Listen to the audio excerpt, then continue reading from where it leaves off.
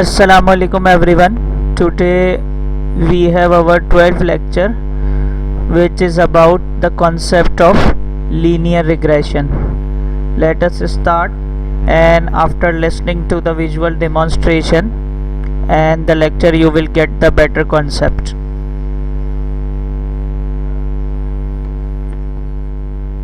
Hi, I'm Louis. Welcome to the linear regression section of this nano degree. The two main families of algorithms in predictive machine learning are classification and regression. Classification answers questions of the form yes, no. For example, is this email spam or not? Or is the patient sick or not? Regression answers questions of the form how much? For example, how much does this house cost? Or how many seconds do I expect someone to watch this video? In this lesson, we'll learn how to answer these last type of questions. First, we will learn linear regression, then some ways to improve it, and finally, some ways to generalize it to nonlinear cases. Are you ready? Let's go! So let's say we're studying the housing market and our task is to predict the price of a house given its size. So we have a small house that costs $70,000 and a big house that costs $160,000. We'd like to estimate the price of this medium-sized house over here. So how do we do it? Well, first we put them in a grid where the x-axis represents the size of the house in square feet and the y-axis represents the price of the house. And to help us out, we have collected some previous data in the form of these blue dots. These are other houses that we've looked at and we've recorded their prices with respect to their size. In here we can see the small house is priced at $70,000 and the big one at $160,000. Now it's time for a small quiz. What do you think is the best estimate for the price of the medium house given this data? Would it be $80,000, $120,000, or $190,000? Submit your answer below. Well, to help us out, we can see that these points kind of form a line. And we can draw the line that best fits this data. Now on this line, we can see that our best guess for the price of the house is this point here over the line, which corresponds to $120,000. So if you said $120,000, that is correct. This method is known as linear regression. You can think of linear regression as a painter who will look at your data and draw the best fitting line through it. And you may ask, how do we find this line? Well, that's what the rest of this section will be about. So this video explains about the basic concept of linear regression. Let us move forward about the mathematical concept related to the point. First is fitting and moving a line. Let us start and understand the concept behind it. So here's a trick that will help us fit a line through a set of points. Let's say that these are our points and we start by drawing some random line. And we're going to ask every point what it wants for the model to be better and then listen to them. So let's go one by one. Let's take this point over here and ask it what would it want the line to do? Well, the point would want the line to move closer. So we listen to that point and move closer. Now, if we ask all the points, they would tell us the same thing. So we move closer to all of them. Then we listen to them again and we take another step that gets closer to all of them. Now it's trickier because we have a point underneath that pulls it down, but that's still okay. And basically the idea is that we take a few steps that make us go closer to all the points. And that's it. That's linear regression. In the next few videos, we'll see this in a bit more detail. So let's have a little refresher on how we move lines by changing the parameters. So if we have a line of equation y equals w1x plus w2, where w1 and w2 are constants, it looks like this. W1 is the slope and W2 is the y-intercept, which is where the line intersects the y-axis. And now, what happens if we increase W1? Well, we increase the slope, so that means the line rotates like this. If we decrease W1, then we're decreasing the slope, so the line rotates like this.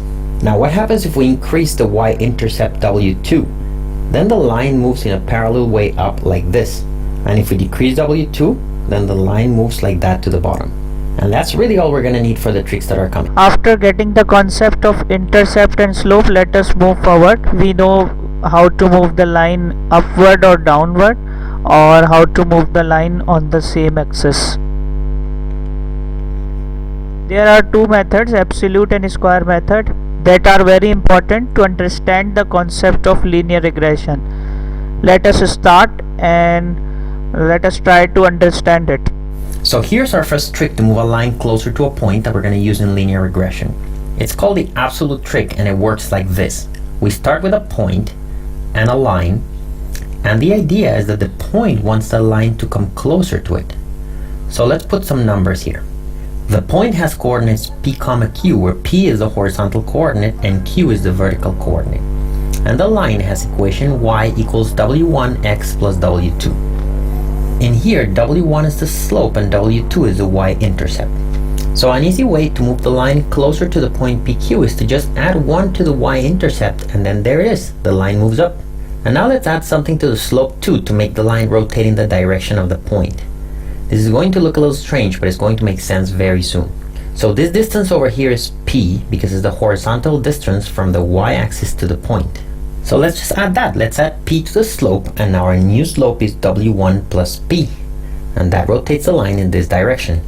Now our new equation is y equals w1 plus p times x plus w2 plus 1. And that's pretty much what the absolute trick is about. Notice some subtleties though. Notice that we moved the line a little too much and we actually went over the point and kept going. We don't want this. In general, in machine learning, we never want to take big steps like this. Instead, what we want to do is take tiny steps. So in order to take a tiny step, we'll just do the exact same thing we did, except we multiply everything by a small number. So let's take a small number called the learning rate, let's say alpha, and instead of adding 1 to the y-intercept and p to the slope, we will add alpha times 1 to the y-intercept and alpha times p to the slope. Now the line moves up by a little bit and rotates a little bit, so we don't have that risk of going too far. And our new equation is going to be w1 plus p times alpha times x plus w2 plus alpha. So our new slope is w1 plus p times alpha, and our new y-intercept is w2 plus alpha. So we're doing better, but there's still a little subtlety. What happens if the point is not on top of the line, but underneath the line? Well, same thing, except now instead of adding, we just subtract to get our new equation. w1 minus p times alpha times x plus w2 minus alpha. The reason is, if we subtract alpha to the y-intercept, the line moves down instead of up, and if we subtract p times alpha to the slope, the line rotates in this direction instead. Something even more interesting is this, and that would explain the reason p is there. If the point is not on the right of the y-axis but on the left of it, then we still add 1 to the y-intercept because we need the line to move up. But the fact that now we're adding p to the slope and p is now a negative number means that our line now rotates in this direction. So that's a reason for p to be there. Another reason for p to be there is this. Check this out. If this distance is small, then p is small, so we're adding a small number to the slope. Now if the distance is large, then p is large, so we're adding a large number to the slope. And it makes sense that if the point is really close to the y-axis, we want to increase the slope by a little bit, whereas if it's far, we want to move it by a lot more. So let's do an example to make this more clear. Let's say we have the point 5, 15 and the line y equals 2x plus 3. So this means the distance from the point to the y-axis is 5. Now let's say our learning rate is 0.1. So we're adding 0.1 times 1 to the y-intercept, and that moves the line up by a little bit. Also, we're taking the 5, multiplying it by 0.1 and adding that to the slope, which makes the line move in this direction. This means our new equation is y equals 2.5 x plus 3.1. Now check out what happens if the point is on the left. We're still adding 0.1 to the y-intercept to move the line up, but now to the slope we're going to add the product of 0.1 and minus 5. That's minus 0.5. This means our new equation is going to be 1.5x plus 3.1. As you can see, the slope moved in a different direction, which made it go closer to the point. So that's it. That's the absolute trick, and we're going to use it extensively in linear regression. So here's another trick that will help us move a point closer to a line, and it's very similar to the absolute trick, but it has a little bit of extra gravy. It's based on this premise. If we have a point that is close to a line, then this distance is small, and we want to move the line very little. But if the point is far from the line, then we want to move the line a lot more. The absolute trick that we learned previously does not have this property, because if you remember, the absolute trick adds alpha to the y-intercept w2 and p times alpha to the slope w1. This has nothing to do with how far the point is from the line, since p is just a horizontal distance. So let's just add the vertical distance into this formula. Let's look at this vertical distance between the point and the line. The point over the line has coordinates, say, pq prime. This distance is then q minus q prime, because q prime is the value at the line and q is the value of the y coordinate at the point. So what we do here is very simple. We just take this q minus q prime and multiply it into what we're adding to both the y-intercept and to the slope. This will again make the line go up by a bit and rotate in this direction, except that now, if the point is far from or close to the line, the amount the line moves will be affected. And here's our new equation with a factor of q minus q prime. Notice that here we get something for free. If the point is underneath the line instead of over the line, then q minus q prime is actually a negative value. And if this is the case, then we're subtracting something from the slope, thus rotating the line in this direction instead, still towards the point. So this trick also takes care of points that are under the line, and we don't have to have two rules like we had in the absolute trick. We just have one same rule for both. And again, let's clarify this with an example. In this example over here, we have the point 515. And notice that this distance is going to be 2, because the line goes through the point 513, as 2 times 5 plus 3 is 13. Now to change things a bit, we'll use 0.01 as the learning rate. So the absolute trick would be adding 0.01 to the y-intercept and 0.05 to the slope. But now, as our new trick says, we multiply the two numbers we're adding to the slope and the y-intercept by 2, which means we're adding 0.1 to the slope and 0.02 to the y-intercept. So the equation of our new line is y equals 2.1x plus 3.02. Notice that that line is going to be closer to the point. So that's it. That's the square trick.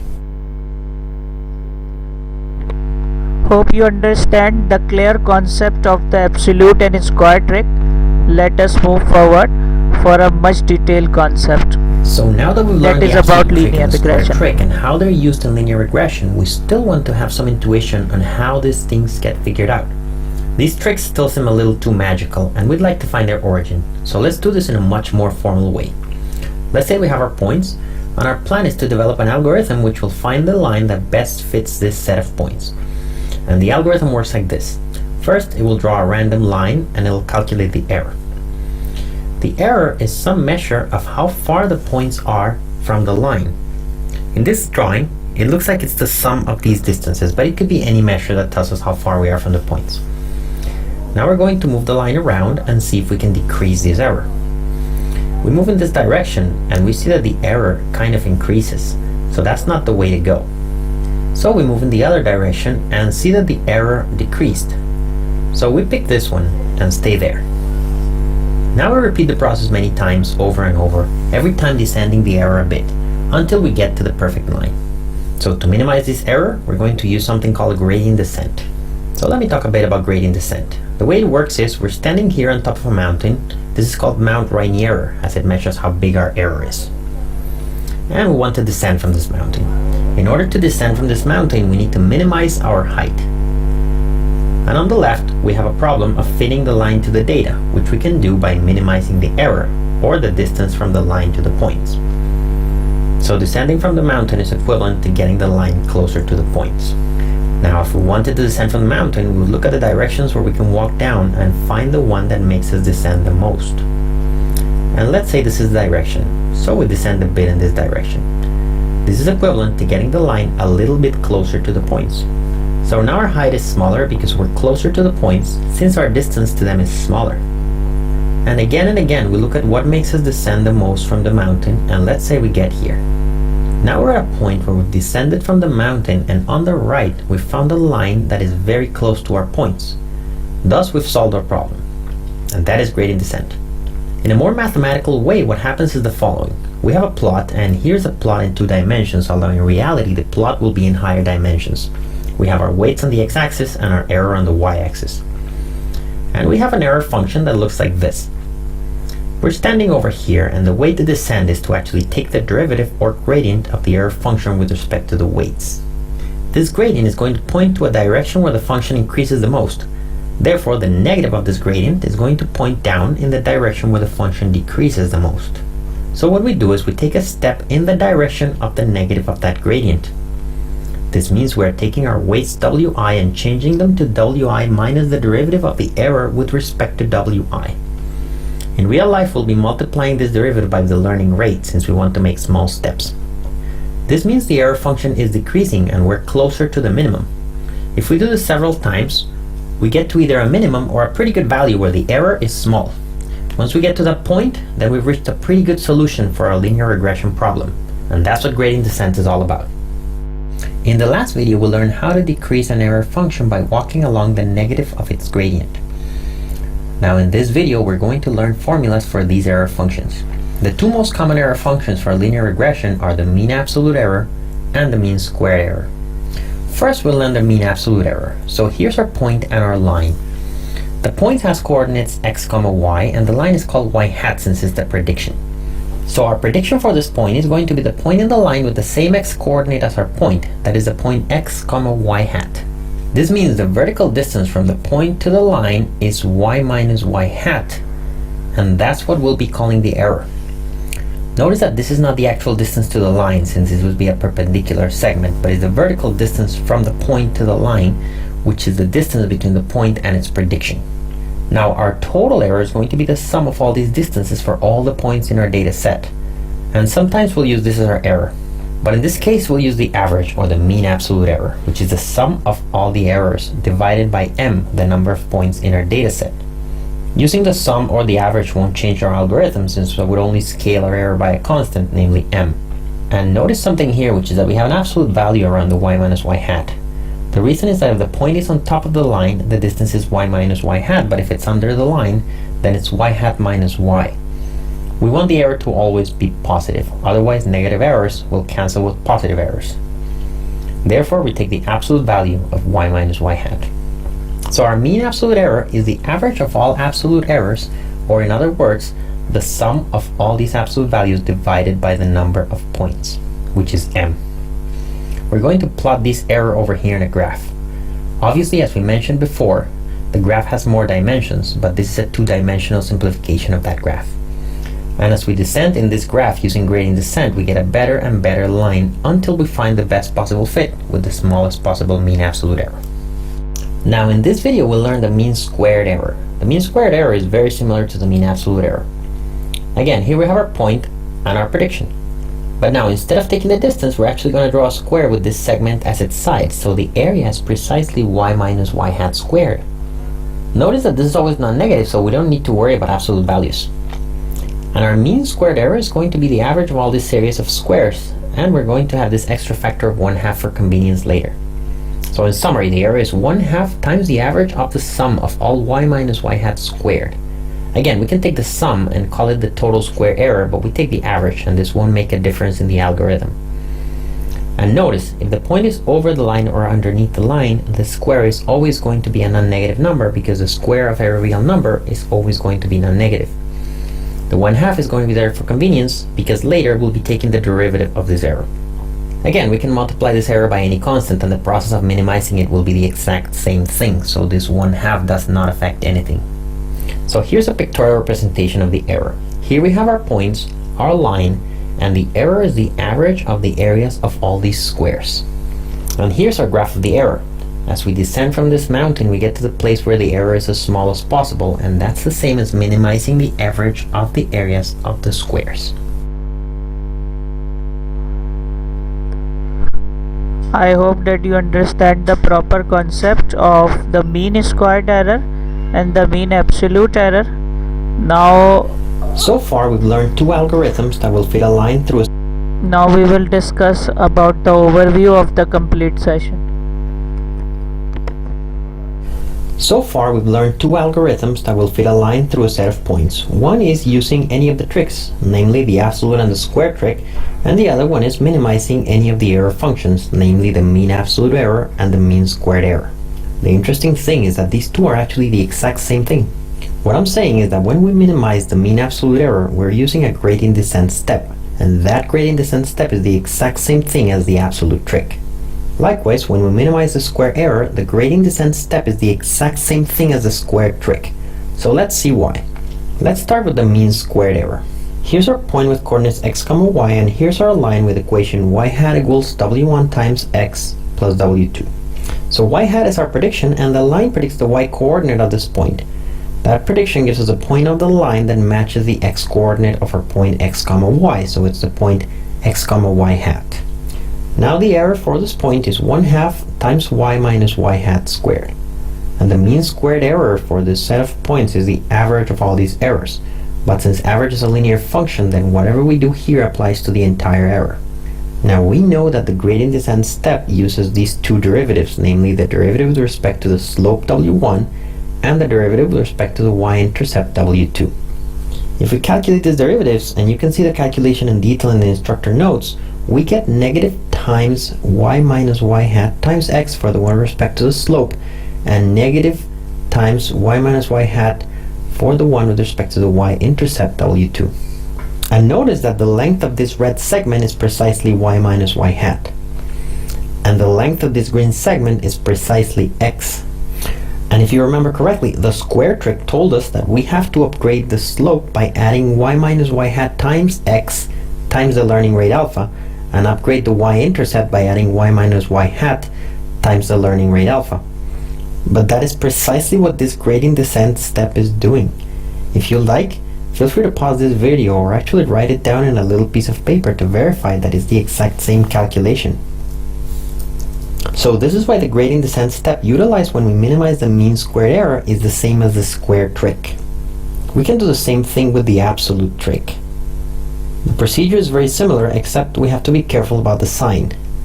This is our error, the absolute value of y minus y hat.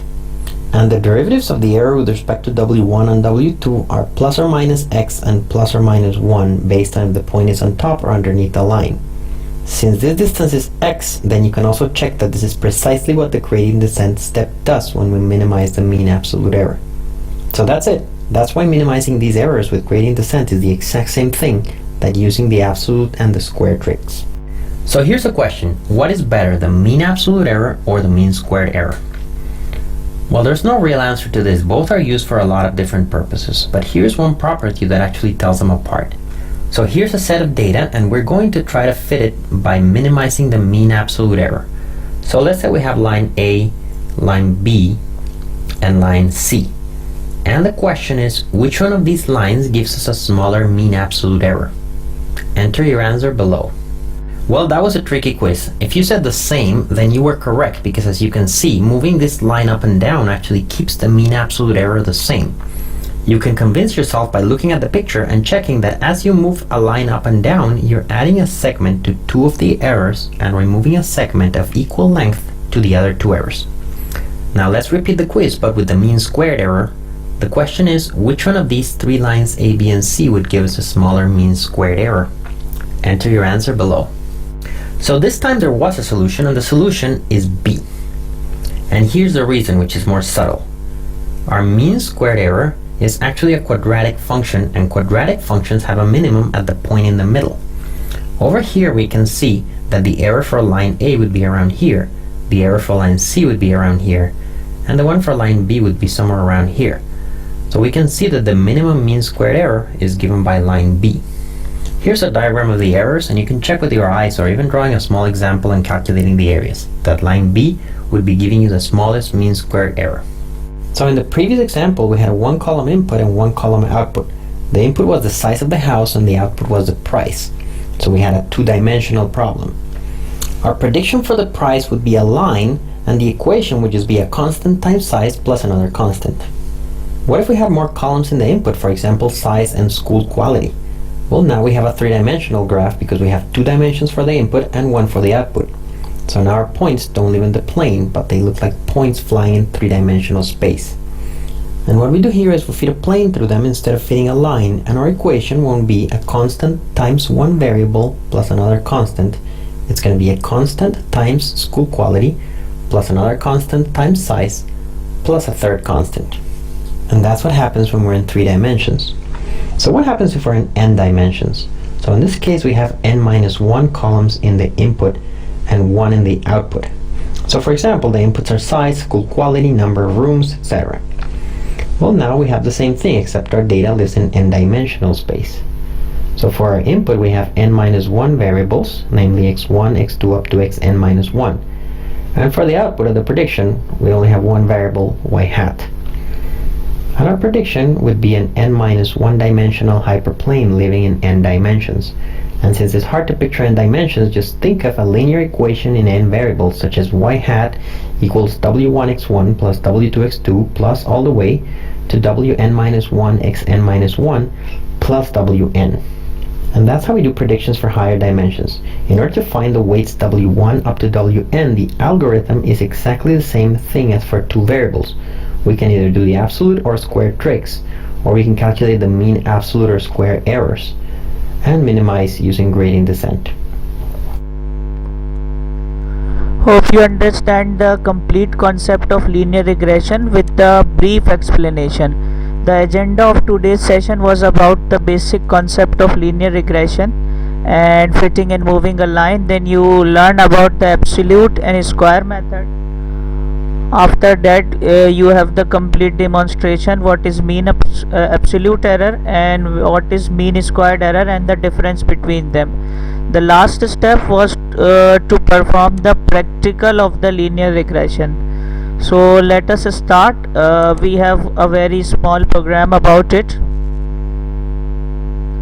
There is an Excel sheet, and this Excel sheet is telling you about the area and the price of different plots purchased at a certain place.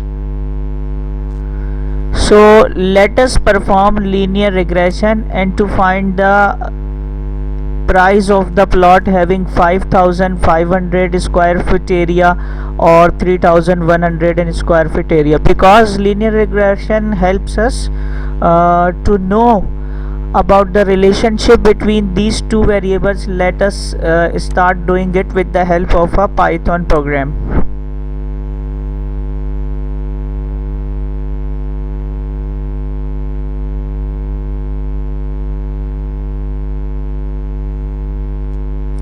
So we will read this CSV file with the help of pandas library. Let me open the program. It is a very short program and you can understand it immediately.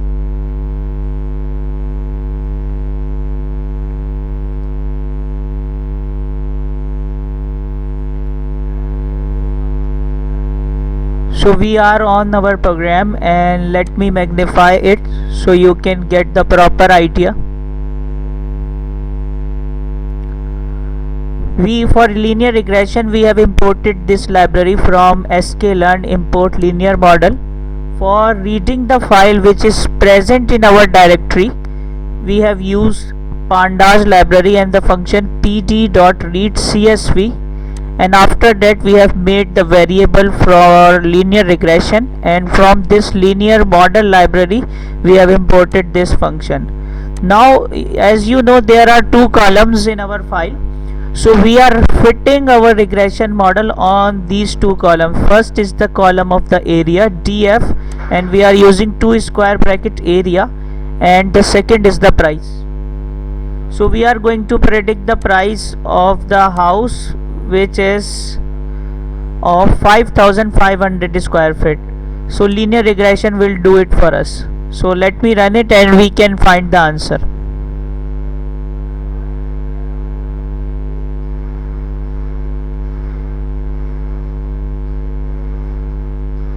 It will take a little bit of time, a few seconds.